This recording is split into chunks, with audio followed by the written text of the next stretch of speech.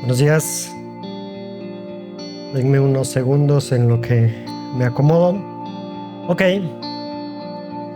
Bienvenidos. Mi nombre es Julio Díaz. Soy uno de los 3 pastores de Doxa Iglesia Cristiana.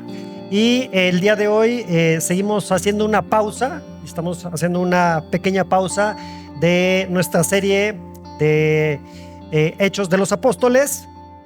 Y el día de hoy va a ser una predicación temática expositiva y espero que te puedas sentir confrontado y consolado a través de lo que vamos a ver el día de hoy.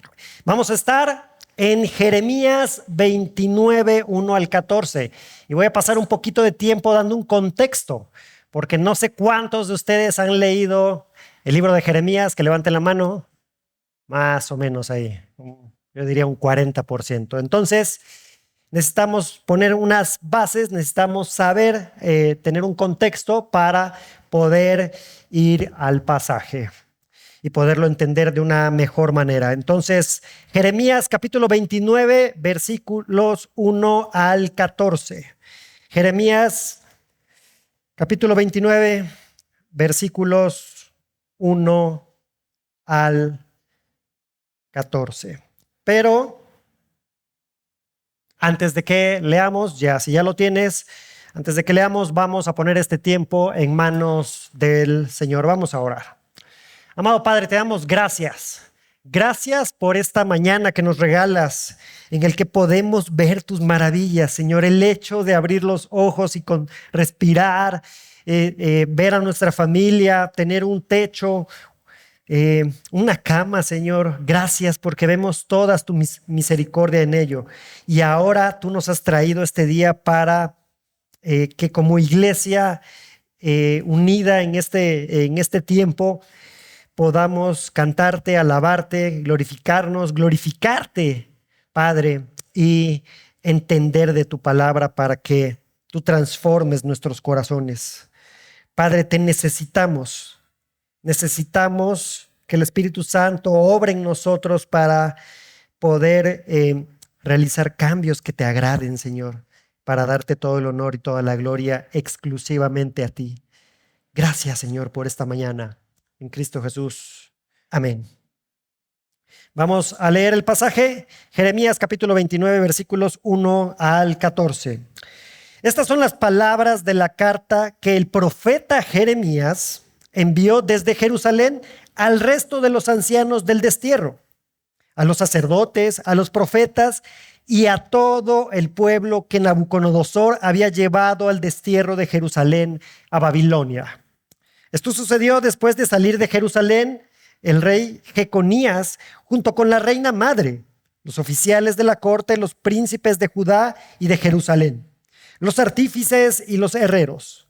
La carta que fue enviada por mano de Elasa, hijo de Safán, y de Gemarías, hijo de Hilcías, a quienes Sedequías, rey de Judá, envió a Babilonia.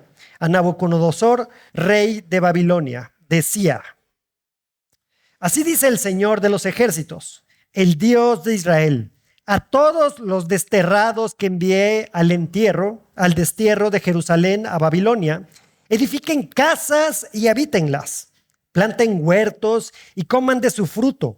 Tomen mujeres y tengan hijos e hijas. Tomen mujeres para sus hijos y den sus hijas a maridos para que den a luz hijos e hijas. Y multiplíquense allí y no disminuyan.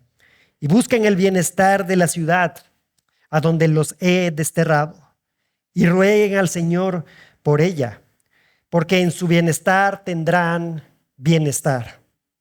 Porque así dice el Señor de los ejércitos, el Dios de Israel: que no los engañen sus profetas que están en medio de ustedes, ni sus adivinos, ni escuchen los sueños que tienen, porque les profetizan falsamente en mi nombre, y yo no los he enviado, declara el Señor.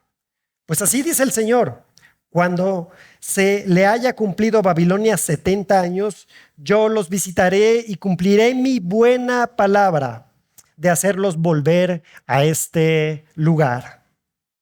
Porque yo sé los planes que tengo para ustedes, declara el Señor: planes de bienestar y no de calamidad, para darles un futuro y una esperanza. Ustedes me invocarán y vendrán a rogarme y yo los escucharé. Me buscarán y me encontrarán cuando me busquen de todo corazón. Me dejaré hallar de ustedes, declara el Señor, y restauraré su bienestar y los reuniré de todas las naciones y de todos los lugares a donde los expulsé, declara el Señor. Y los traeré de nuevo al lugar desde donde los envié al destierro. Hasta ahí en nuestra lectura del pasaje.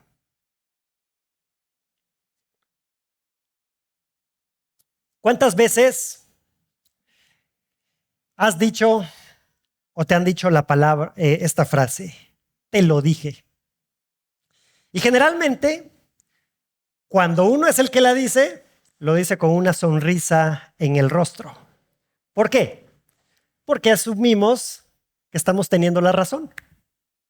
Y la persona que lo escucha generalmente lo hace con un rostro cabizbajo y diciendo, sí, me lo dijiste. ¿Por qué? Porque generalmente si hacemos una recomendación o un cambio a alguien, una sugerencia, y esta persona te dice, sí, gracias. Generalmente si es un familiar muy cercano o tu esposa, tu esposo, y pasa lo que ya habías advertido, simplemente tu frase, y a veces hasta buscamos el momento adecuado, ¿no? Para decir, te lo dije, que así iba a pasarte. Y aquí le sucedió algo al pueblo de Israel, algo que Dios ya les había hecho, les había dicho que iba a suceder, que los iba a disciplinar. Y entonces hay un exilio, es decir, los saca del pueblo y los lleva a una ciudad, Babilonia, donde el rey es alguien que ni siquiera cree en Dios. Y así es como les da un juicio a ellos por no haber escuchado la palabra del Señor. Ahora, esto no comienza aquí, en el pasaje que leímos. Hay un contexto. Y básicamente en el libro de Jeremías, como muchos otros profetas, les está hablando al pueblo para que se arrepientan, para que regresen al camino del Señor. Y en este sentido, 300 años antes de este evento, el pueblo de Israel sufre una gran división. Si recordamos, el pueblo de Israel estaba constituido por ¿cuántas tribus? Por 12. Entonces, después del rey Salomón, hay una división. Cada quien agarra un bando, por ahí se mueven 10 tribus, se quedan y constituyen el reino del norte, y 2 tribus el reino del sur. Y entonces tenemos esta división. Y algunos profetas específicamente les hablan al reino del norte, al reino del sur o a ambos reinos, es decir, a todo el pueblo de Israel. Y en este sentido, aquí está específicamente hablándoles al el reino del sur, el profeta Jeremías. Pasa un tiempo, pasan varios reyes y el tiempo que está como profeta Jeremías aproximadamente dura 40 años su ministerio como profeta. Pero en ese tiempo fue sumamente difícil para este profeta llevar su misión. Entonces, por ahí ya cerca del 597 al 587 es más o menos donde se desarrolla esto. No se ponen de acuerdo los historiadores, pero lo que sí tenemos de acuerdo es que fueron 40 años el ministerio aproximado de Jeremías, pero no específicamente los tiempos. Y durante esos 40 años, Jeremías ve pasar a 5 reyes por el reino del sur. 5 reyes. Ahora, Dios utiliza a estos babilonios, a Nabucodonosor para ejecutar este juicio a su pueblo. Y que nosotros podríamos pensar cómo Dios utiliza a una persona que ni siquiera cree en Él para darle juicio a su pueblo escogido. Los planes de Dios son mejores. Y en ese sentido el Señor va a utilizar las cosas que Él decida para ejecutar su plan, porque Dios es soberano. En ese sentido tenemos que ver que la soberanía de Dios es el ejercicio de poder, es decir, de su poder, para hacer todo lo que decida sobre su creación. Lo anterior implica tiempo, acciones, leyes naturales y las implicaciones de todas estas. Y podemos ver cómo Jeremías, ahí más adelante en el capítulo 32, versículos 17, admite esta condición de que el Señor es soberano sobre la creación y dice: Señor Dios, ciertamente tú hiciste los cielos y la tierra con tu gran poder y con tu brazo extendido, nada es imposible para ti. Nada es imposible para ti. Y en ese sentido tiene esa convicción Jeremías. Pero si tú estudias este libro vas a ver a un Jeremías en algunos momentos sumamente destrozado,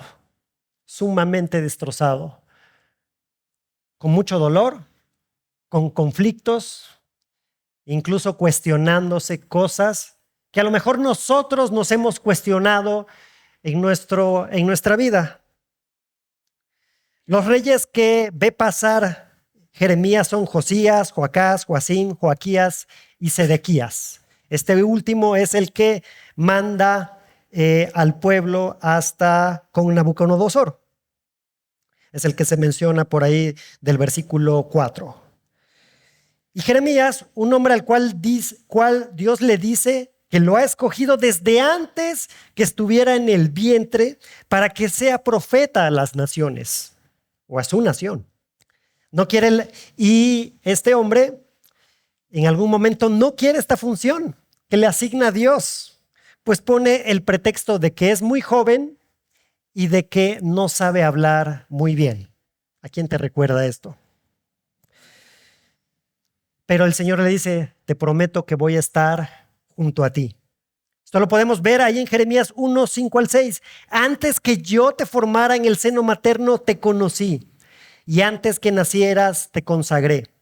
Te puse por profeta a las naciones. Entonces dije: Señor Dios, no sé hablar porque soy joven. A pesar de ello, Jeremías en algún momento prefiere estar muerto, porque al hablar de violencia, destrucción, la gente lo insulta, se burlan de él, lo golpean, lo tachan de mentiroso, lo meten a la cárcel, incluso Dios no le permite tener familia. Y Jeremías lo que hace, se expresa abiertamente con Dios y le dijo que realmente sentía tristeza, miedo, dolor. ¿Has hecho esto con el Señor? ¿Has pasado por una situación difícil, sumamente difícil, en la que abres tu corazón y le dices al Señor: no sé qué hacer, me duele esto por lo que estoy pasando?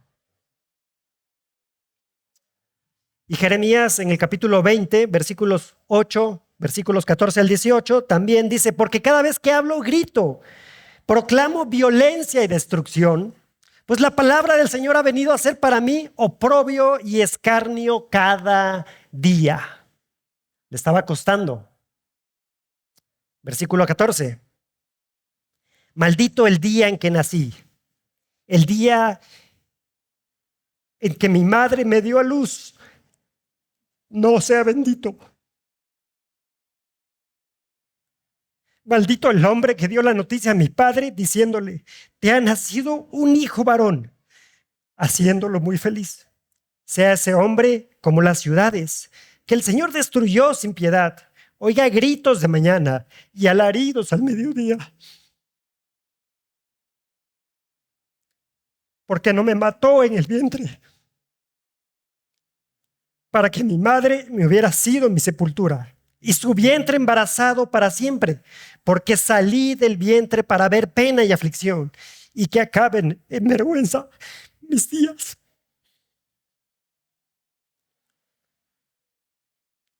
Fíjate lo que expresa este profeta. Está abriendo su corazón ante el Señor. Por lo que está pasando, por lo que está viviendo y por la palabra que está llevando. Nos parecemos a Jeremías en cierto sentido. Y Dios le dice básicamente, confía porque pelearán contra ti, pero no te vencerán. Le dice, confía, porque yo estoy contigo, el Dios soberano. Él intenta quedarse callado y no hablar de Dios. Esto lo podemos ver en el capítulo 20, versículos 9. Su palabra ardía en el corazón de Jeremías y era como fuego en sus huesos. Él trata de quedarse callado y no puede, porque el Señor lo lleva a que exprese su palabra. ¿Qué advertencia les da Dios a los judíos? Pues eso, que regresen a Él, que se arrepientan, que dejen el pecado y que si no los llevaría a una tierra lejana y que destruiría el templo. Recuerden que en aquel tiempo era necesario para realizar sacrificios al Señor el templo y así lavar de alguna forma los pecados de manera individual y de manera general al pueblo. Al parecer es una mala noticia, puesto que a nadie nos gusta que nos llamen la atención. No te vayas por esa calle, porque puede pasarte algo y ahí va uno. Sí, no te preocupes, yo ya sé que puede pasar algo. Y ahí va uno, derechito, hacia el camino donde nos dicen que no vayamos. Gracias. El pueblo hace oídos sordos de las advertencias de Jeremías. De hecho, en capítulos anteriores observamos que el pueblo duda de él e incluso no lo consideran profeta de parte de Dios. Pero a pesar de ello, Jeremías sigue advirtiendo y no baja la guardia. Él busca que el pueblo se arrepienta. Vemos esta situación conflictiva en su interior en él, ¿no? Por un lado, siente esta pena. Por un lado, incluso llegó un momento en desear estar muerto, pero él sigue de todos modos. Podemos pensar hasta cierto punto que no es posible que ante las advertencias no hagamos caso, porque a veces podemos ver la advertencia en alguien más y decir, claro, es lógico, pero ¿qué pasa en tu vida? ¿Qué pasa en mi vida? No es tan lógico, no es tan claro. Somos necios. La humanidad es necia y seguramente en algún momento vamos a escuchar, te lo dije. El pueblo sigue desobedeciendo a Dios y no se arrepiente. Entonces llega este momento en que tiene que ser exiliado y Nabucodonosor destruye la ciudad. Dios advierte, prepara el tiempo y ejecuta en el momento adecuado. De esta forma se observa la soberanía de Dios. Podemos observar que el Señor es soberano en todo, de los eventos, de los tiempos y de los resultados. El Señor tiene el control de estos aspectos. ¿Te encuentras enfermo? ¿O tienes un familiar enfermo? ¿Has sufrido la pérdida de alguien cercano? ¿No tienes trabajo? ¿No llegas al fin de mes o a la quincena? ¿Una oración no contestada? O a lo mejor una oración contestada de inmediato, pero ahí va otra que llevan 10, 15 años y simplemente no se ha respondido. Confía en el Señor. El Señor es soberano y tiene el control. Y con base en la pequeña definición que di, pareciera que para Dios podríamos ser únicamente robots o títeres. Esto está alejado de la verdad, que nos maneja a su antojo.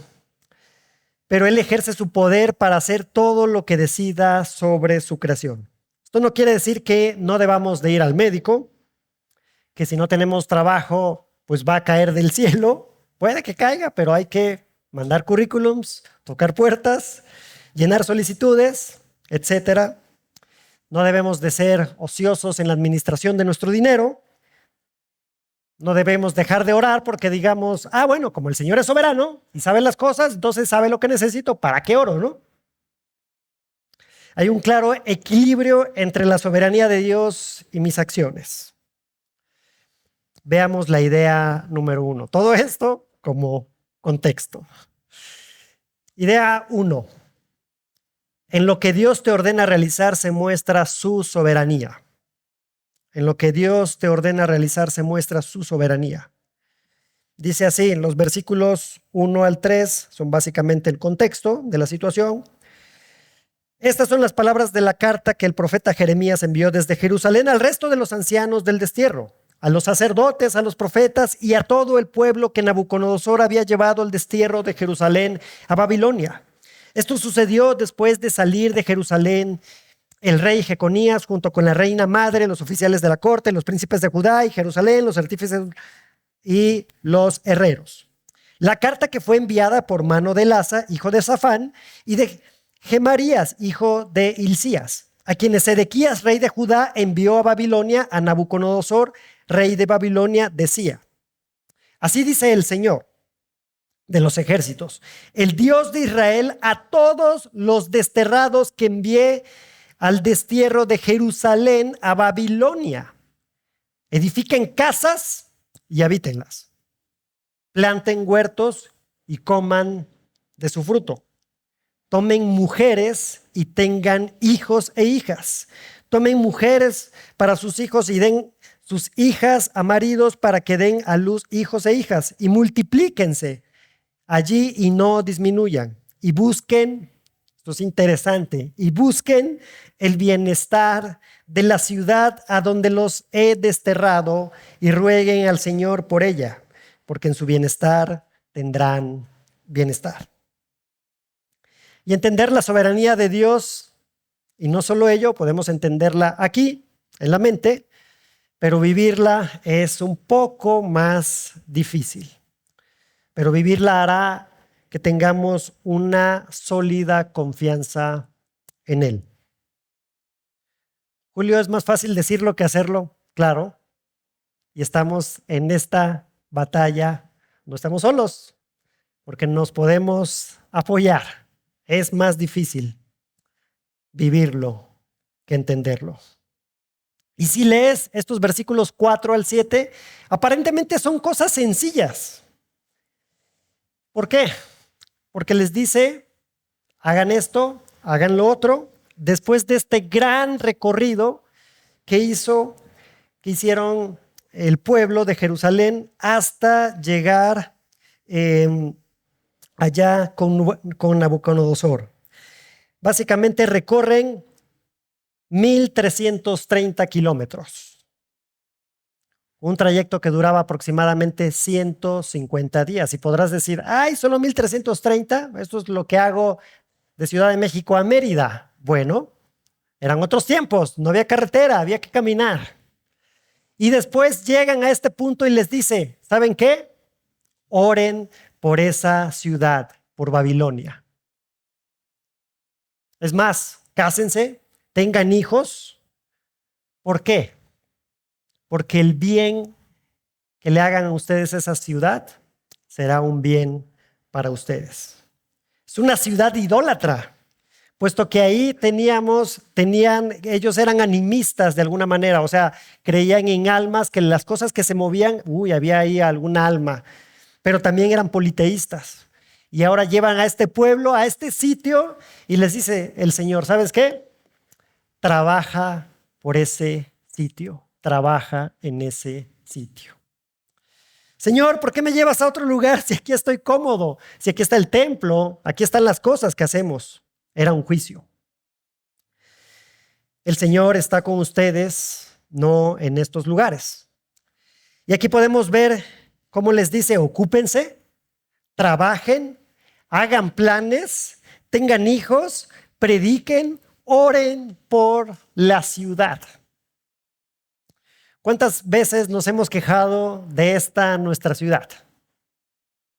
De esta ciudad monstruo, como le dicen algunos, ¿no? Por lo grande, más de 20 millones de personas en la zona conurbada. Y a lo mejor pensaron ellos, bueno, son 70 años, vamos a hacer lo mínimo en este lugar.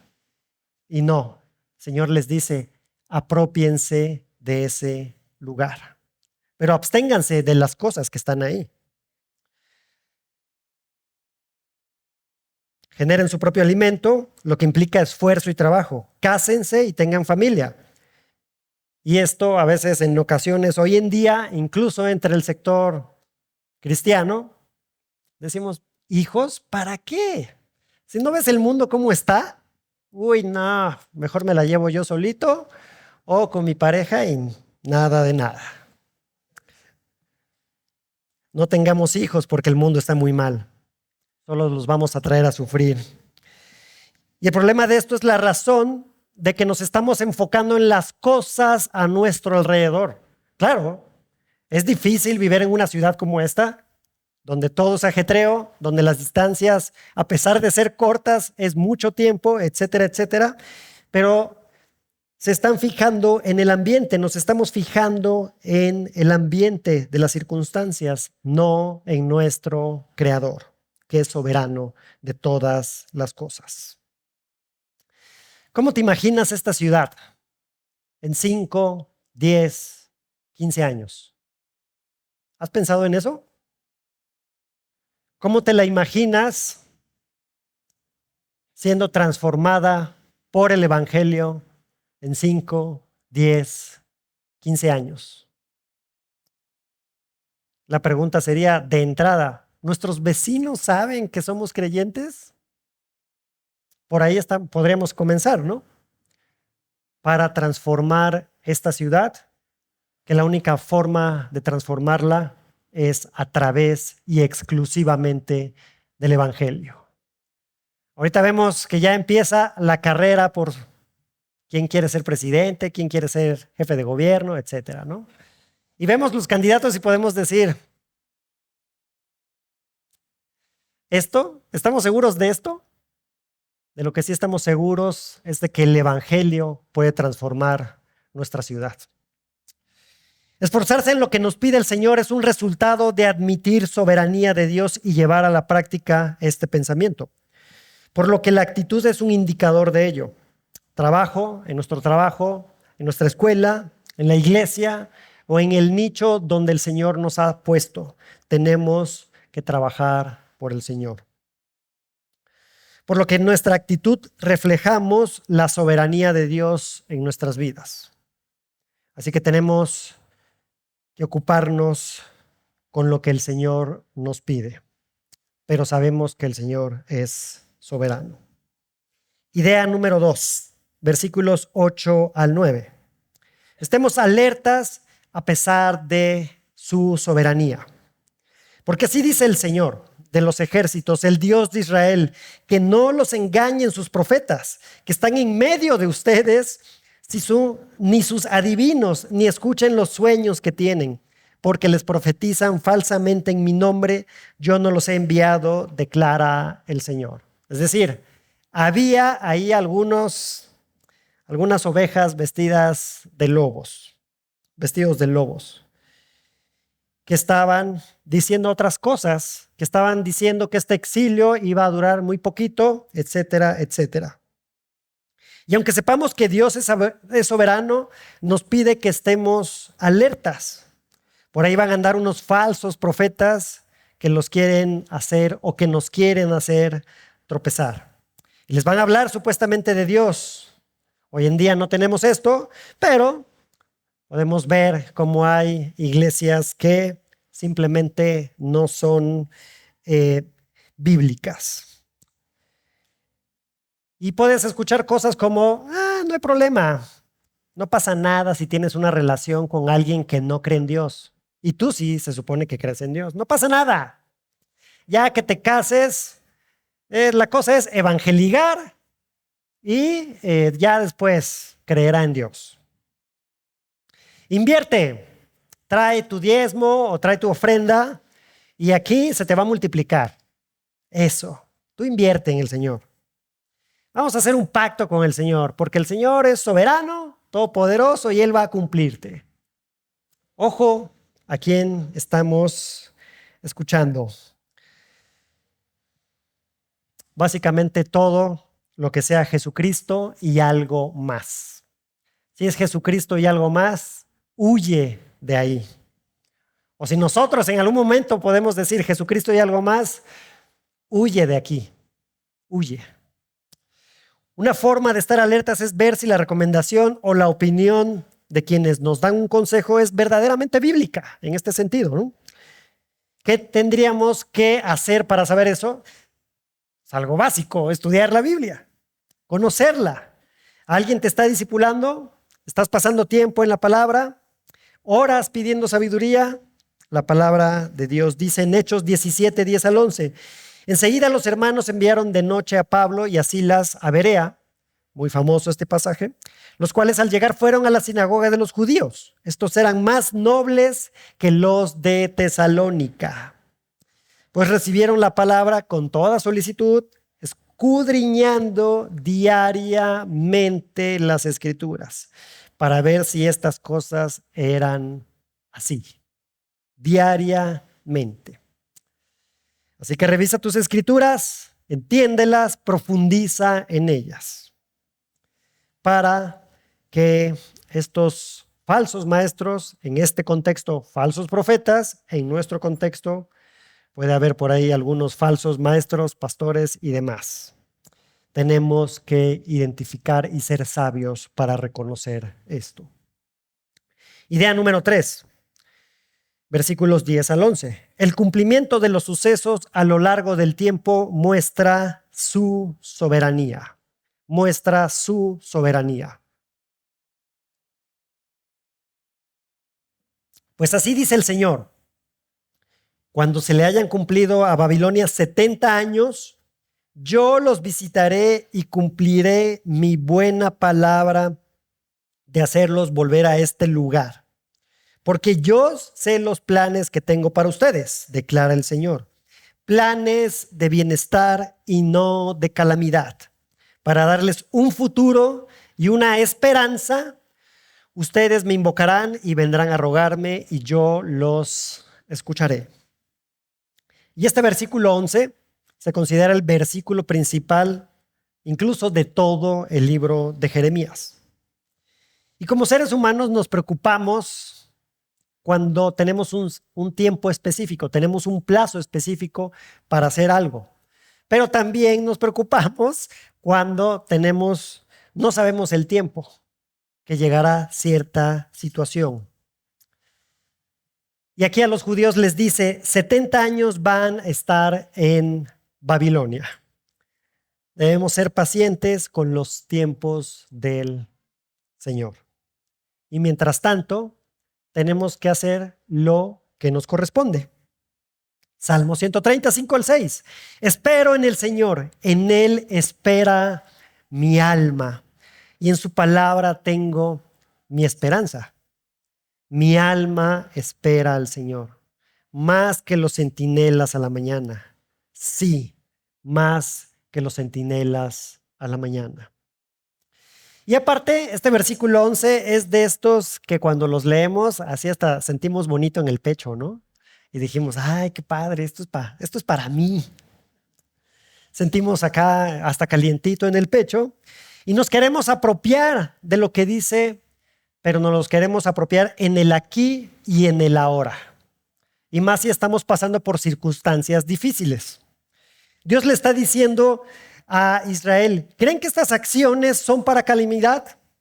Sin embargo, les digo que son para su bien. Son para su bien.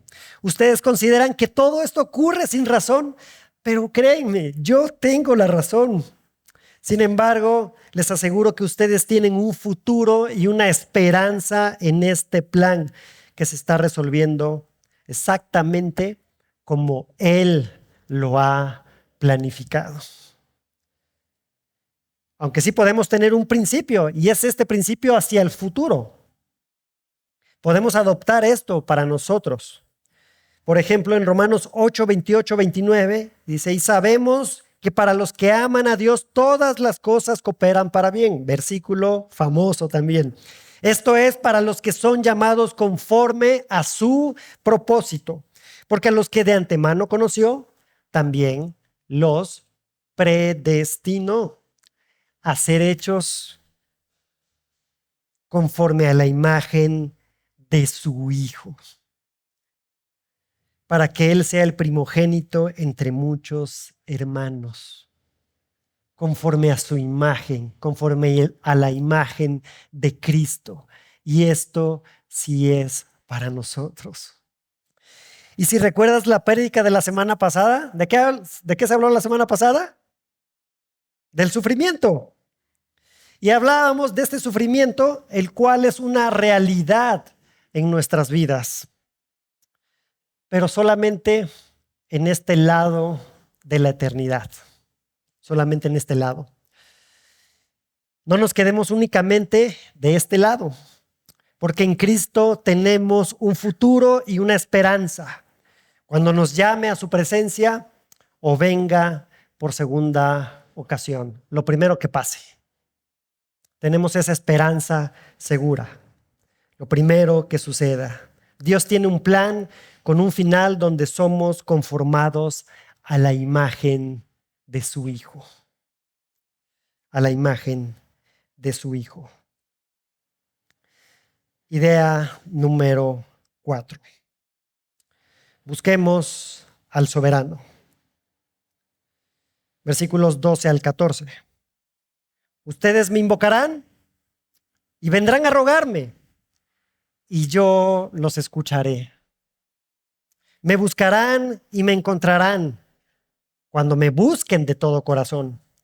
Me dejaré hallar de ustedes, declara el Señor, y restauraré su bienestar y los reuniré de todas las naciones y de todos los lugares a donde los expulsé, declara el Señor, y los traeré de nuevo al lugar desde donde los envié, al destierro.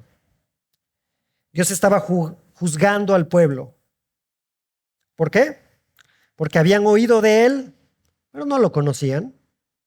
Habían ido al templo, pero a lo mejor habían hecho un ídolo de lo que tenían que hacer ahí. Seguramente algunos guardaban el sábado y no lo conocían. Simplemente si lo hubieran conocido, no los habría expulsado. ¿Cómo está tu relación con el Señor? ¿Estás enfocado? Para los que ya lo conocemos, ¿estás enfocado? ¿Tienes buena actitud? ¿Estás alerta? ¿Estudias su palabra? ¿Eres paciente por lo que está pasando? ¿Por lo que estás pasando?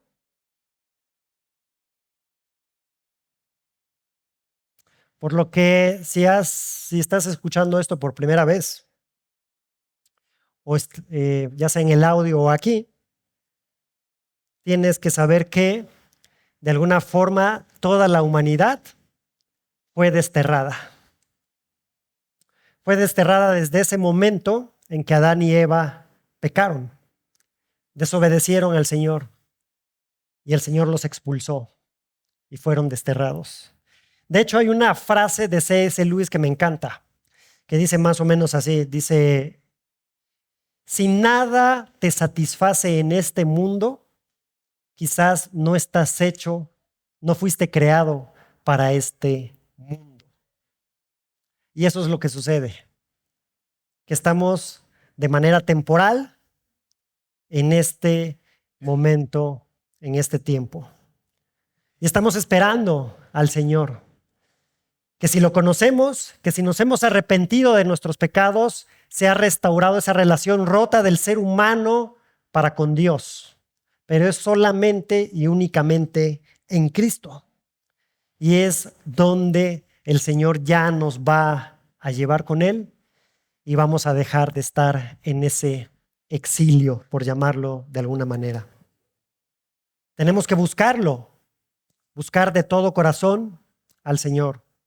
Depositar nuestra confianza en Él y creer que Cristo murió en la cruz para pagar nuestros pecados, tus pecados y mis pecados. Y así, finalmente, ir al Padre y estar a su lado. No sea que llegue, tenemos que pensar en esto. A lo mejor tienes tiempo en que te consideras ser cristiano. Y simplemente no hay frutos. No se observan frutos de que el Espíritu esté morando en ti. Tenemos que ir a arrepentirnos. Tenemos que acercarnos al Señor para que el Señor nos adopte como hijos. Porque no vaya a ser en algún momento muy tarde y el Señor sea el que diga al final, te diga, te lo dije y no escuchaste, te lo dije. Recuerda nuestra idea principal. Puesto que Dios es soberano, la esperanza futura es parte de su plan. Confiemos a pesar de las circunstancias. Ponte de pie, por favor. Amado Padre, te damos gracias, Señor. Gracias porque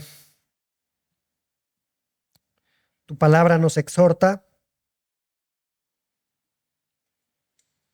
a regresar a ti, a servir a los demás y a confiar de que tus planes son mucho mejores que los nuestros. Que habrá momentos sumamente difíciles en el que habrá lágrimas, dolor, desánimo. Pero Padre, sabemos que tú consuelas nuestros corazones. Sabemos que podemos confiar en ti. Que podamos recordar esos momentos en que vemos tus acciones muy claras en nuestra vida. Que podamos recordar esos momentos en el que pasábamos por algo y estamos hoy aquí, a lo mejor riéndonos de eso por lo que estábamos pasando. Padre, gracias, Señor, porque tú nos consuelas. Tenemos una bendita esperanza en ti, real y segura, porque tú nos compraste, porque tú pagaste por nuestros pecados, Señor.